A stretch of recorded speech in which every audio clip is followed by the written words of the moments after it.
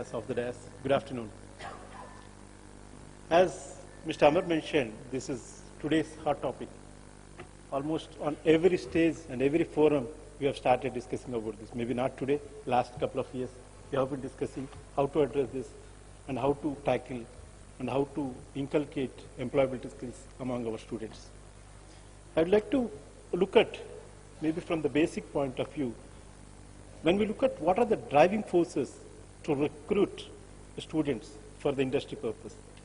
Any industry, their strategies, the business strategies, maybe adaptation to reduce cost and increase productivity and go for new markets and new products and services. So these are the business strategies any industry will look for. What is that they are looking for employees?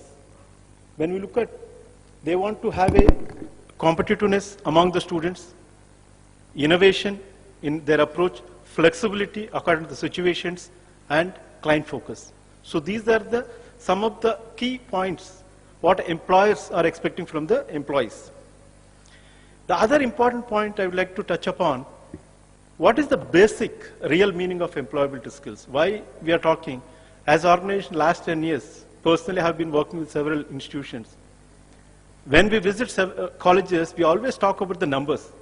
We have given around 500 offer letters, 1,000 offer letters, whatever, number game we are working. But are we seriously looking at the sustainability of the student? After getting the offer letter, whether the student, how he is performing at the organization, how he is working towards organization performance. This is the very key point. Not only just inculcating soft skills or communication skills, we have to provide holistic approach to each and every student. Maybe specific skills according to the industry, as well as the basic competencies we have to provide.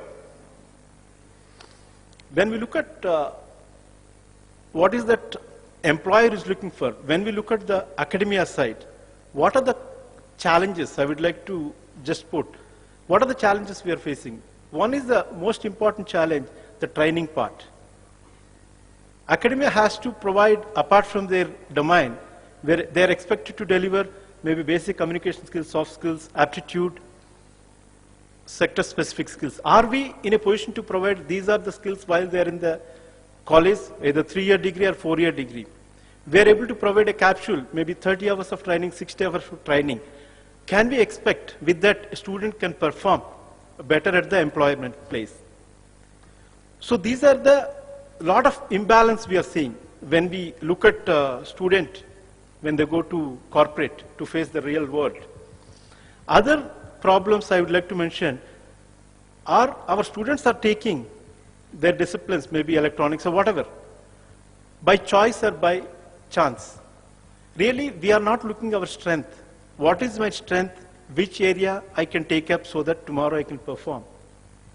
And a lot of outdated, because we work very closely with a lot of universities in India, almost around 21 universities we are working. I'm not naming everyone, maybe a couple of universities. The curricula and methods of universities is really outdated. Really, we have to work together to come up updated curriculum. Dearth of trained and qualified teachers, lack of industry exposure. We are only talking about, okay, whenever a industry is booming, we talk about only about that industry. Maybe 4 years before, we all talked about IT. We were not able to think beyond IT. How many IT companies have visited our organization, or our academia, how many people they have selected? Then unscientific method in terms of providing communication soft skills training. Then academia is not able to keep up the pace. Because industry every year, because last year what technology we have seen, maybe this year is outdated. Are we in a position to adapt ourselves toward that past? Maybe these are the challenges I have seen. If you look at the challenges, what is the result we are facing now? Some worrying factors we have to look at. Only less than 50% of our graduates are employable. I'm not saying about 50% people are getting jobs. Only 50% are employable. When we look at, we are the largest engineering student producer, only 30% students are employable. Two kinds of unemployability we are facing. One is unsuitability for the job. Jobs are available. If you look at NSDC, National Skill Development Council, lot of jobs they have projected. Maybe next 5 years, They have seen almost 10-fold growth they are looking. Are we in a position to take up that? Unsuitability. Other one is underemployment. And education, our system is working towards exam-oriented rather than skill-oriented. We have to adapt this one. Then, when we look at, a lot of students are here. When we look at, as I mentioned, almost we have more than 4,000 engineering colleges in India.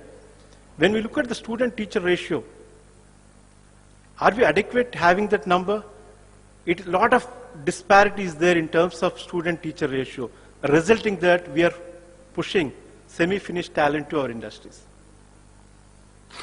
What is that we need to do? We have seen the issues about academia. What is that we need to look into that?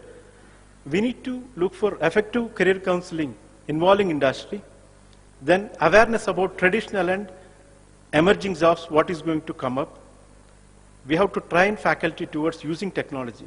Maybe we have to look at what revolution happened at the school level. Maybe schools and hospitals are using more technology rather than our colleges.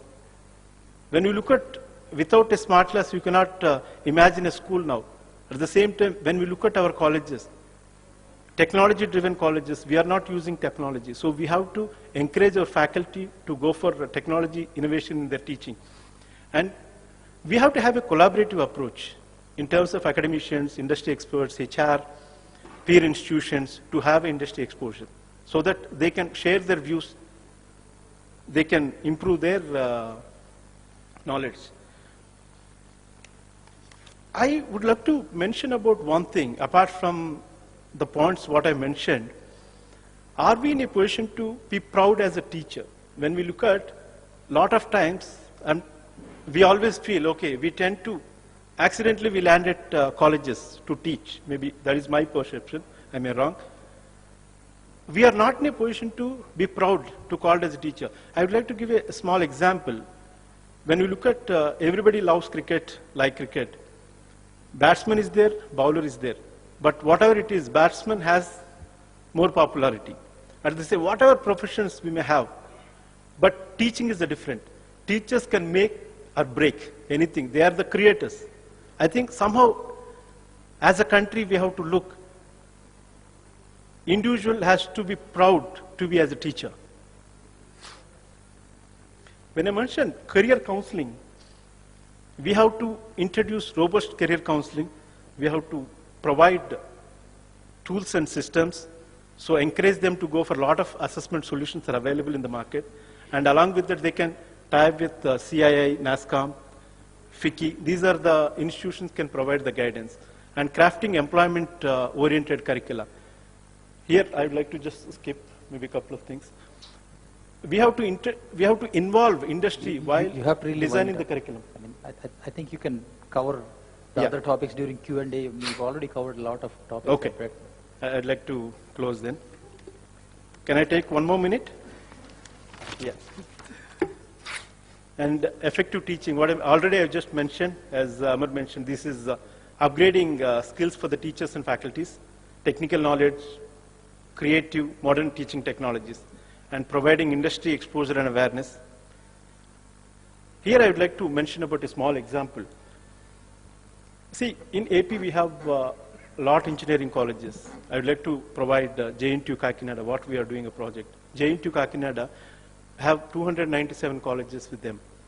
But if you look at 297, they have qualified teachers in different colleges. To take their value, we are connecting all colleges into web conferencing facility and converting entire curriculum into e-curriculum so that the teacher, while they teach, they can use the e-content to teach, and the peer institutions can also listen that topic so that we can utilize the technology. Apart from that, we can talk to industries. We are talking to HP for academia programs so that we can introduce industry endorsed programs so the students can pay for that, can learn. So these are the areas I'm looking when you have the technology intervention.